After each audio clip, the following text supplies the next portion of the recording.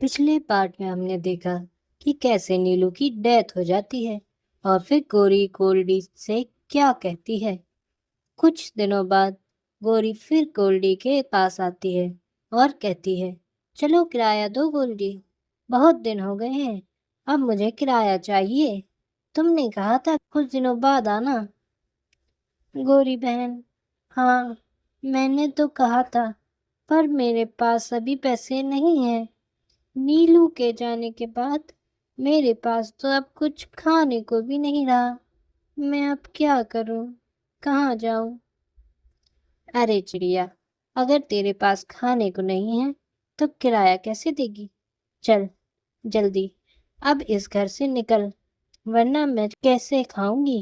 اگر مجھے کرایہ ہی نہیں ملے گا تو میں کیا کھاؤں گی؟ بھاگ یہاں سے۔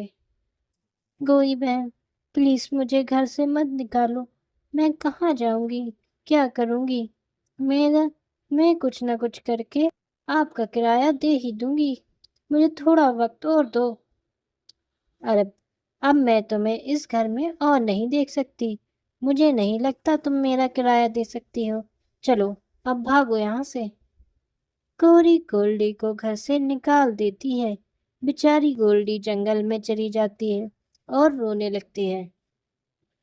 تبھی گولڈی کے ایک پودے پر آنسو گرتے ہیں، تبھی پودا بولنے لگتا ہے، کیوں رو رہی ہو، کیا ہوا؟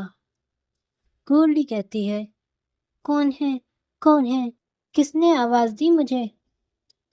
ارے ڈرو مت، میں پودا بول رہا ہوں، تمہیں ڈرنے کی ضرورت نہیں ہے، میں جادوئی پودا ہوں، میں سوکھ گیا تھا، تمہارے آنسو نے میرے اندر جان ہی ڈال دی، اب میں ٹھیک ہو گیا ہوں، لیکن تم بتاؤ تم رو کیوں رہی تھی؟ گولڈی اس پودے کو اپنی آپ بیتی بتاتی ہے کہ کیسے اس کے گھر سے نکال دیا گیا۔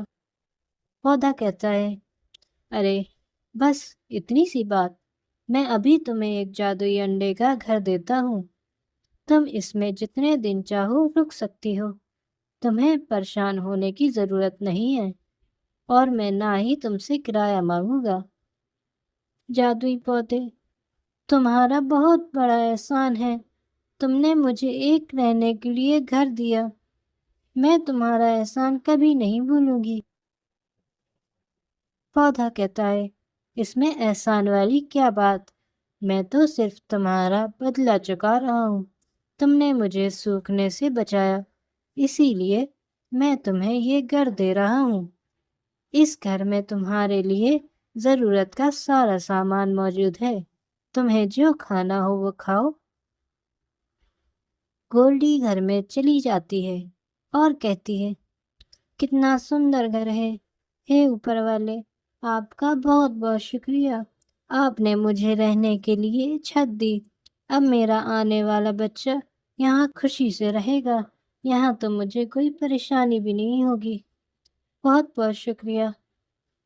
اس کے بعد گوری ہمیشہ کے لیے وہاں رہنے لگتی ہے۔